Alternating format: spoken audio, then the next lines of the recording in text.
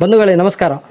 ನಮ್ಮ ದೇಶದ ಪ್ರಧಾನಿ ಮೋದಿಯವರು ನಿನ್ನೆ ಮಾತನ್ನು ಹೇಳಿದರು. ದೇಶದ ಜನರಿಗೆ ಬಿಟ್ಟಿ ಸಲಹೆಯನ್ನು ಕೊಟ್ಟಿದ್ದಾರೆ. ಏನಂದರೆ 1 ವರ್ಷಗಳ ಕಾಲ ನೀವಿನ್ನು ಚಿನ್ನವನ್ನು ಖರೀದಿ ಮಾಡಬೇಡಿ. 1 ವರ್ಷಗಳ ಕಾಲ ನೀವನ್ನು ಪ್ರಯಾಣ ಮಾಡುವುದಾದರೆ ಓಡಾಟಕ್ಕೆ ಕಾರುಗಳನ್ನು ಬಳಕೆ ಮಾಡಬೇಡಿ. ಪಬ್ಲಿಕ್ ಟ್ರಾನ್ಸ್ಪೋರ್ಟಲ್ಲಿ ಓಡಾಟ ಮಾಡಿ. ಮತ್ತು ವಿದೇಶಿ ಪ್ರಯಾಣ ಮಾಡೋದಾಗಿದ್ದರೆ ಅಂದರೆ ವಿಶೇಷವಾಗಿ ಮಧ್ಯಮ ವರ್ಗದ ಜನರಂತೆ, ಶ್ರೀಮಂತರು ಓಡಾಡ್ಬೋದು, ವರ್ಗದ ಜನರಿಗೆ ಇವತ್ತು ಹುಚ್ಚು ಹಿಡಿದಿದೆ ಅಂತೆ ವಿದೇಶಿ ಪ್ರಯಾಣ ಮಾಡುವಂಥದ್ದು. ಹಾಗಾಗಿ ನೀವು 1 ವರ್ಷಗಳ ಕಾಲ ಇದೆಲ್ಲವನ್ನು ಬಿಟ್ಟು ದೇಶಕ್ಕೋಸ್ಕರ ತ್ಯಾಗ ಮಾಡಿ ಅಂತ ಪ್ರಧಾನಿ ಮೋದಿಯವರು ಕರೆಯನ್ನು ನೀಡಿದ್ದಾರೆ. ಇದು ಹೇಗಾಗಿದೆ ಅಂದರೆ ಕುಣಿಲಿಕ್ಕೆ ಬಾರದವ ನೆಲಡೊಂಕು ಅಂದಿದಂತೆ ಹಾಗಾಯ್ತು. ಇದು 12 ವರ್ಷಗಳ ಕಾಲ ಪ್ರಧಾನಿ ಹುದ್ದೆಯಲ್ಲಿರುವಂತಹ ಮೋದಿಯವರು ಇವತ್ತು ದೇಶದ ಜನರಿಗೆ ನನಗೆ ಆಳ್ವಿಕೆ ಮಾಡಲಿಕ್ಕೆ ಕಷ್ಟ ಆಗ್ತಾಯಿದೆ, ನೀವೇ ನನಗೋಸ್ಕರ ಈ ರೀತಿ ಅಡ್ಜಸ್ಟ್ಮೆಂಟ್ ಮಾಡ್ಕೊಳ್ಳಿ, ನೀವು ಈ ರೀತಿ ನನ್ನ ಸಮಸ್ಯೆಗೆ ಒಗ್ಗಿಕೊಳ್ಳಿ ಎನ್ನುವಂಥ ಒಂದು ಬಿಟ್ಟಿ ಸಲಹೆಯನ್ನು ಕೊಟ್ಟಿದ್ದಾರೆ. ಅಂದರೆ ದೇಶದ ಜನರು ತ್ಯಾಗ ಮಾಡಬೇಕಂತೆ. ಇದು ನಾವು ಮೊದಲು ಯಾರಿಗಾದರೂ ಒಂದು ಉಪದೇಶವನ್ನು ಮಾಡೋದಾಗಿದ್ದರೆ ಸ್ವೀಟ್ ತಿನ್ನಬೇಡ ಅಂತ ಹೇಳೋದಾದರೆ ಮೊದಲು ನಾವು ಅದನ್ನು ತ್ಯಾಗ ಮಾಡಬೇಕಂತೆ, ಸ್ವೀಟನ್ನು ಬಿಡಬೇಕಂತೆ. ಹಾಗೆ ಮೋದಿಯವರು ದೇಶದ ಜನರಿಗೆ ಸರಳ ಜೀವನದ ಏನಾದರೂ ಉಪದೇಶವನ್ನು ಮಾಡೋದಾಗಿದ್ದರೆ ಕಾರಲ್ಲಿ ಓಡಾಟ ಮಾಡಬೇಡಿ, ಚಿನ್ನವನ್ನು ಖರೀದಿ ಮಾಡಬೇಡಿ, ಅಥವಾ ವಿದೇಶಿ ಪ್ರಯಾಣವನ್ನು ಮಾಡಬೇಡಿ ಅಂತ ಹೇಳೋದಾಗಿದ್ದರೆ ಮೊದಲು ಸ್ವತಃ ಅವ್ರ ಜೀವನದಲ್ಲಿ ಇದನ್ನು ಅಳವಡಿಕೆ ಮಾಡಿಕೊಳ್ಬೇಕು. ಇವ್ರದ್ದು ಪ್ರಧಾನಿಯವ್ರದ್ದು ಹೇಗಿದೆ ಅಂದರೆ ಇವರು ವಿದೇಶಿ ಪ್ರಯಾಣ ಮಾಡ್ಬೋದು, ಇವರು ಚುನಾವಣೆ ಇಲ್ಲದ ಸಂದರ್ಭದಲ್ಲೆಲ್ಲ ವಿದೇಶದಲ್ಲೇ ಓಡಾಡ್ತಾ ಹಾಯಾಗಿ ಜಾಲಿಯಾಗಿರ್ತಾರೆ. ಆದರೆ ದೇಶದ ಜನರಿಗೆ ಹೇಳ್ತಾರೆ ನೀವು ವಿದೇಶ ಪ್ರಯಾಣವನ್ನು ಮಾಡಬೇಡಿ ಅಂತ.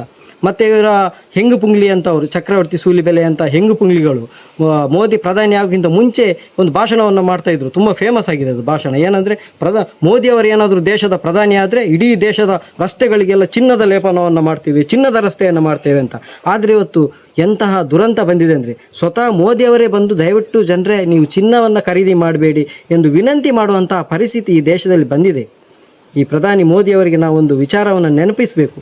ಏನಂದರೆ ದೇಶದ 2ನೇ ಪ್ರಧಾನಮಂತ್ರಿ ಸನ್ಮಾನ್ಯ ಲಾಲ್ ಬಹದ್ದೂರ್ ಶಾಸ್ತ್ರಿಯವರು ಅವರು ಪ್ರಧಾನಿಯಾಗಿದ್ದಾಗ ದೇಶದಾದ್ಯಂತ ಆಹಾರದ ಕ್ಷಾಮ ಉಂಟಾಗ್ತದೆ, ಆಹಾರದ ಕೊರತೆ ಉಂಟಾಗ್ತದೆ. ಆಗ ಅವರು ದೇಶದ ಜನರಿಗೆ ಒಂದು ಕರೆಯನ್ನು ಕೊಡ್ತಾರೆ. ದೇಶದ ಜನರೇ ನಾನೇ ಇವತ್ತಿನಿಂದ ಉಪವಾಸವನ್ನು ಕೂಡ್ತೇನೆ, ದೇಶದಲ್ಲಿ ಆಹಾರದ ಕೊರತೆ ಇದೆ, ಹಾಗಾಗಿ ನೀವೇನಾದರೂ 3 ಹೊತ್ತು ಊಟ ಮಾಡೋದಾಗಿದ್ದರೆ ದಯವಿಟ್ಟು ದೇಶದ ಎಲ್ಲ ಜನರಿಗೋಸ್ಕರ ಒಂದು ಹೊತ್ತು ಊಟವನ್ನು ಮಾಡಿ ಉಪವಾಸನ ಕೂರಿ ಅಂತ ಹೇಳ್ತಾರೆ. ಅಂದರೆ ಸ್ವತಃ ಅವರು ಉಪವಾಸನ ಕೂತು ನಂತರ ದೇಶದ ಜನರಿಗೆ ಹೇಳ್ತಾರೆ ನೀವು 3 ಹೊತ್ತು ಉಣ್ಬೇಡಿ, 1 ಹೊತ್ತು ಊಟವನ್ನು ಮಾಡಿ ಅಂತ. ಅಂಥ ಒಂದು ಲಾಲ್ ಬಹದ್ದೂರ್ ಶಾಸ್ತ್ರಿ ಅವರಲ್ಲಿ ದಿನನಿತ್ಯ ವಿದೇಶಿ ಪ್ರಯಾಣವನ್ನು ಮಾಡ್ತಾ ಮೋಜು ಮಸ್ತಿಯನ್ನು ಮಾಡ್ತಿರುವಂತಹ ಪ್ರಧಾನಿ ಮೋದಿ ಅವರು ಎಲ್ಲಿ? ಯಾಕಂದರೆ ಕಾರಿನ ಪ್ರಯಾಣವನ್ನು ಹೇಳಿದರು, ಎಲ್ಲರೂ ಕಾರನ್ನು ಪ್ರಯಾಣ ಮಾಡಬೇಡಿ, ಕಾರಲ್ಲಿ ಪಬ್ಲಿಕ್ ಟ್ರಾನ್ಸ್ಪೋರ್ಟನ್ನು ಉಪಯೋಗ ಮಾಡಿ ಅಂತ. ನಾನು ಅವರಿಗೆ ಪ್ರಧಾನಮಂತ್ರಿಯವರ ಒಂದು ದೈನಂದಿನ ದಿನಚರಿಯನ್ನು ಹೇಳೋದು, ಪ್ರತಿನಿತ್ಯ ಬೇರೆ ಬೇರೆ ನಗರಗಳಿಗೆ ಬೇರೆ ಬೇರೆ ರಾಜ್ಯದ ನಗರಗಳಿಗೆ ಹೋಗ್ತಾರೆ, ಅಲ್ಲಿ ರ್ಯಾಲಿಯಲ್ಲಿ ಭಾಷಣವನ್ನು ಮಾಡ್ತಾರೆ, ಕೋಟ್ಯಾಂತರ ರೂಪಾಯಿ ಮೌಲ್ಯದ ಖಾಸಗಿ ವಿಮಾನದಲ್ಲಿ ಬಂದು ನಗರಕ್ಕೆ ಇಳಿತಾರೆ. ಆನಂತರ ಇಳಿದ ಕೂಡಲೇ ಅಲ್ಲಿಂದ ಒಂದು 50ರಿಂದ 100 ಕಾರುಗಳ ಕ್ಯಾನ್ವಾಯಲ್ಲಿ ಮೆರವಣಿಗೆಯಲ್ಲಿ ಮೋದಿಯವರು ಆ ಭಾಷಣದ ಸ್ಥಳಕ್ಕೆ ಬರ್ತಾರೆ. ಮೋದಿಯವರೇ, ನೀವು ಈ ರೀತಿ ಜೀವನವನ್ನು ಎಂಜಾಯ್ ಮಾಡಿಕೊಂಡು ದೇಶದ ಜನರಿಗೆ ಉಪದೇಶ ಮಾಡ್ತೀರಲ್ರಿ, 50-100 ಕಾರುಗಳ ಮೆರವಣಿಗೆಯಲ್ಲಿ ಹೋಗ್ತೀರಿ, ರೋಡ್ ಶೋಗಳಲ್ಲಿ ಮಾಡ್ತೀರಿ. ನೀವು ಒಂದು ಕಾರಿನ ಒಂದು ಡೋರಲ್ಲಿ ಸಿಂಗಲ್ ಡೋರಲ್ಲಿ ಹೀಗೆ ನಿಂತು ಕಂಡಕ್ಟರ್ಗಳ ಥರ ಹೀಗೆ ಒಂದು ವಿಶ್ ಮಾಡೋದು ನಿಮ್ಮದೊಂದು ಏನು ಅವಸ್ಥೆ ರೀ ಇದು? ನೀವು ಹೇಗೆ ಬೇಕಾದರೂ ಇರ್ಬೋದು, ದೇಶದ ಜನರಿಗಿಂತ ಬಿಟ್ಟಿ ಸಲಹೆಯನ್ನು ಕೊಡ್ತೀರಲ್ಲ, ಇದು ತೀರಾ ತಪ್ಪಿದು.